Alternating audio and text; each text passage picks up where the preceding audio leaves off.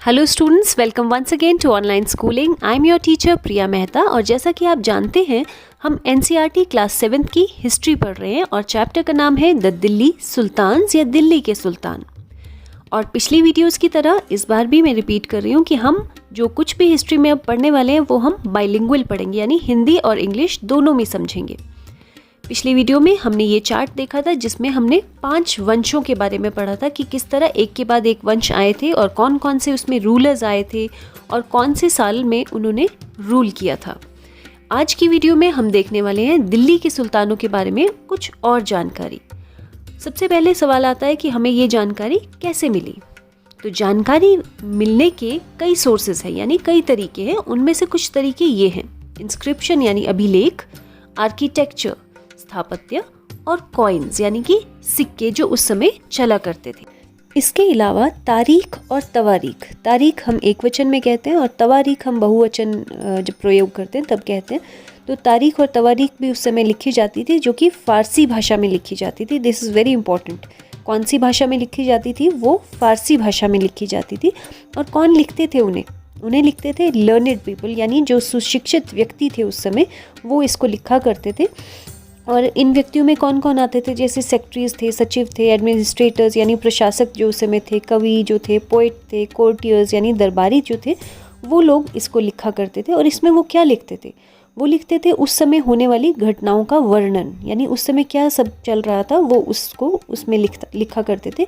इसके अलावा वो लिखते थे जो भी सलाहें दी जाती थी प्रशासन चलाने के लिए उस समय, यानी कि गवर्नेंस चलाने के लिए जो भी उस समय रूल्स या एडवाइसेस दी जाती थी, वो उसको लिखा करते थे। इसके अलावा वो लिखते थे न्याय संगत के बारे में, यानी कि just rule, importance of just rule के बारे में, यानी उस समय क्या सही और क्या गलत था।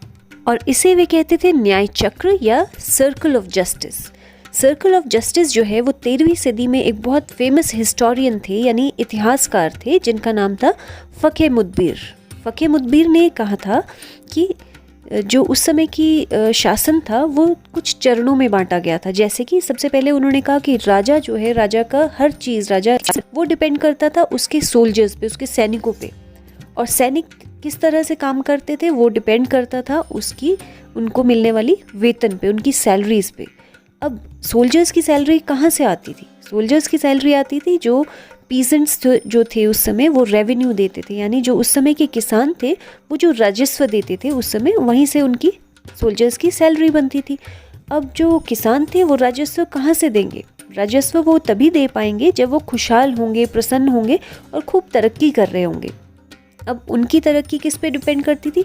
कि राजा जो था वो न्याय और ईमानदार हो और प्रशासन को अच्छी तरह से चला रहा हो, यानी जस्टिस एंड ऑनेस्ट गवर्नमेंट हो उस समय।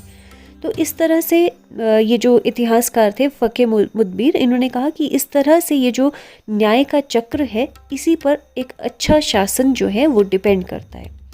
अब आपकी बुक के सेम पेज 32 पर 4 पिक्चर्स दी गई हैं जो कि बहुत इंपॉर्टेंट है। ये पिक्चर्स है पांडुलिपि किस तरह से तैयार की जाती थी, यानी मैन्यूस्क्रिप्ट जिसको हम कहते हैं, यानी कि जो हाथ से लिखे गए डॉक्यूमेंट्स होते हैं, हाथ से लिखे गए जो उस समय हिस्ट्री थी, जो जिस चीज़ का वर्णन किया गया था, बताया गया था जिस चीज़ के बारे में, वो हाथ से लिखी जाती थी। तो उसके कुछ स्टेप्स थे, यानी कुछ चरण थे। तो सबसे पहले चरण में, यानी सबसे फर्स्ट पिक्चर में अगर आप ध्यान से देखें तो सबसे पहले फर्स्ट जो पॉइंट होता था वो था कागज़ को तैयार करना, कि वो कागज़ किस तरह से तैयार करते थे। सेकंड होता था लेखन कार्य, यानी वो किस तरह से लिखते थे। थर्ड था महत्वपूर्ण शब्दों और अनुच्छेदों की ओर ध्यान आकर्षित करने के लिए सोने को पिघालना। अब जिस तरह हम आज की डेट में अगर हम देखें तो जो हम इम्पॉर्टेंट चीज़ें होती हैं हम उसको अंडरलाइन कर लेते हैं या हाईलाइट कर लेते हैं। अब उस समय तो हाईलाइटर नहीं होता था, तो वो कैसे उसको हाईलाइट कैसे करते थे? जो इम्पॉर्टेंट वर्ड्स थे उसको वो क्या करते थे? सोने का प्रयोग करते थे, यानी गोल्ड को वो पिघलाते थे और गोल्ड से उसको अंडरलाइन करने के लिए या आकर्षित बनाने के लिए गोल्ड का प्रयोग किया करते थे। अब जब ये सब कुछ हो गया था, कागज़ तैयार हो गया था, लिख लिया गया था, उसको इम्पॉर्टेंट जो शब्द थे उनको हाईलाइट कर दिया गया था, यानी आकर्षित कर दिया गया था। लास्ट में बारी, यानी 4th पिक्चर जो आप देख रहे हैं उसमें था जिल्द तैयार करना, यानी उसका कवर तैयार करना। तो इस तरह से वो जो मैन्युस्क्रिप्ट था, पांडुलिपि जो थी, वो इस तरह से तैयार की जाती थी। तवारीख के लेखकों के बारे में कुछ इंपॉर्टेंट पॉइंट्स दिए हैं आपकी बुक के पेज 33 पर। तो सबसे पहला है कि जो तवारीख के जो लेखक थे वो नगरों में रहते थे बजाय गांव के, इसलिए वो नगरों के बारे में ही ज़्यादा इतिहास लिखते थे, विशेषकर दिल्ली के बारे में। दूसरा था कि वो जो लेखक थे उस समय तवारीख के, वो ज़्यादातर जो इतिहास लिखते थे वो सुल्तानों के बारे में ही थे, सुल्तान की तरफ से रिवॉर्ड्स मिलेंगे यानी इनाम मिलेंगे। और तीसरा बहुत इम्पोर्टेंट पॉइंट है कि वो शासकों को एक सलाह देते थे कि जन्मसिद्ध अधिकार और लिंग भेद के आधार पर एक आदर्श समाज की व्यवस्था बनी रहनी चाहिए, यानी कि बर्थ राइट और जेंडर डिस्टिंक्शन जो है वो एक आइडियल सोसाइटी में ज़रूर रहना चाहिए। यानी कि वो कहते थे कि जिस तरह राजा का बेटा राजा बनना चाहिए, उसी तरह जेंडर डिस्टिंक्शन यानी पुरुषों को जो है वो ज़्यादा अहमियत दी जानी चाहिए बजाय लेडीज़ के। आपने पहले भी जैसे इसी चैप्टर में पढ़ा है कि उस समय औरतों को जो है वो ज़्यादा अहमियत नहीं दी जाती थी पुरुषों के मुकाबले। तो यही सब तवारीख के लेखक भी अपने इतिहास में लिखते हैं। फिर हम पढ़ते हैं कि 1236 में सुल्तान इल्तुतमिश जो थे उनकी बेटी थी रज़िया सुल्तान। हमने पहले भी चार्ट में पढ़ा है कि रज़िया सुल्तान जो थी वो सुल्तान इल्तुतमिश की बेटी थी। तो उन्होंने सिंहासन कब संभाला? 1236 में। This is very important. Iltutmish की बेटी थी रज़िया सुल्तान, जिन्होंने 1236 से लेकर 1240 तक उन्होंने सिंहासन संभाला, लगभग 4 साल के लिए। उसके बाद सिंहासन जो है वो किसी और को मिल गया। वो आप टेबल से देखेंगे कि रज़िया सुल्तान के बाद कौन आया। और दूसरी चीज़ मैं आपको रिमाइंड करवा दूं कि जब हमने रज़िया सुल्तान को टेबल में पढ़ा था तो हमने क्या पढ़ा था कि वे स्लेव डायनेस्टी की थी। हमने पढ़ा था कि प्रारंभिक जब तुर्की शासन था तो कुतुबुद्दीन ऐबक थे, उसके बाद शमशुद्दीन इल्तुतमिश आए और उसके बाद आए रज़िया सुल्तान, ठीक है, और उसके बाद आए थे गयासुद्दीन बलबन। तो ये सब जो थे वो स्लेव डायनेस्टी के थे। हमने चार्ट में जब चार्ट देखा था उस समय भी पढ़ा था, ठीक है। तो उसके बाद क्या था कि उस समय एक हिस्टोरियन थे, इतिहासकार थे, जिनका नाम था मिन्हाजे सिराज। तो उन्होंने क्या कहा है रज़िया सुल्तान के बारे में कि जब रज़िया सुल्तान ने गद्दी संभाली यानी सिंहासन संभाला तो वे खुद भी मानते थे, मिन्हाजे सिराज जो थे, बीइंग एन हिस्टोरियन, इतिहासकार होने के नाते वो खुद भी मानते थे कि ये बहुत योग्य थी, मतलब अपने भाइयों से ज़्यादा सक्षम भी थी और ज़्यादा योग्य थी और रानी बनने के इनमें पूरे गुण थे। लेकिन ये सब होने के बावजूद भी कहीं ना कहीं वे शासक के रूप में उन्हें मान्यता नहीं दे पा रहे थे। अब क्यों दे पा रहे थे मान्यता? क्योंकि उस समय सोसाइटी ही ऐसी थी कि लेडीज़ को कम प्रेफरेंस दी जाती थी और पुरुषों को बहुत ज़्यादा तरजीह दी जाती थी।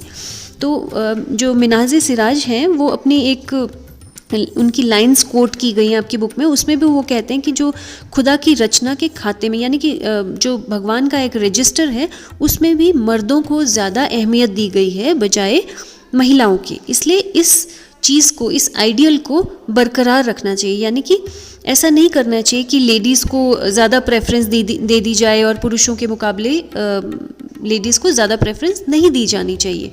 अब क्या था कि उनका ऐसा विचार था, वो कहते थे कि एक आदर्श समाज वही होता है जिसमें पुरुषों को जो है महिलाओं को अपने अधीन रखा जाना चाहिए, यानी महिलाएं जो है वो हमेशा पुरुषों के अधीन, उनके नीचे ही रहनी चाहिए, ऐसा उनका मानना था। अब रज़िया सुल्तान जो थी उन्होंने क्या किया कि अपने अभिलेखों में, अपने सिक्कों में जहाँ भी कहीं नाम लिखवाया तो उन्होंने नाम को किस तरह लिखवाया, ऐसा अंकित करवाया उन्होंने कि वह सुल्तान इल्तुतमिश की बेटी थी। कहीं पे भी उन्होंने अपना नाम नहीं लिखवाया बल्कि ये लिखवाया कि वह सुल्तान इल्तुतमिश की बेटी थी, ये ज़रूर लिखवाया उन्होंने। वहीं एक आधुनिक आंध्र प्रदेश में वारंगल एक जगह का नाम था जहाँ पर किसी समय एक काकतीय वंश के राजा थे और उनकी जो रानी थी, रानी रुद्रम्मा देवी।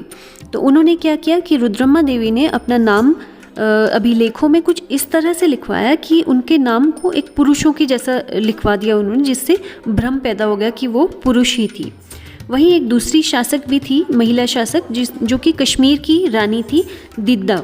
980 से लेकर 1003 तक उनका शासन रहा और उनका जो नाम है वो दीदी यानी कि बड़ी बहन जैसे हम कहते हैं, तो दीदी था उनका नाम, लेकिन प्यार से उनको रानी दिद्दा के नाम से जाना जाता था। तो इस तरह आपने देखा कि उस समय भी लेडीज़ जो थी, महिलाएं जो थी, वो शासन कर तो रही थी लेकिन कहीं ना कहीं फिर भी पुरुष जो थे वो उनको अपने अधीन करना चाह रहे थे।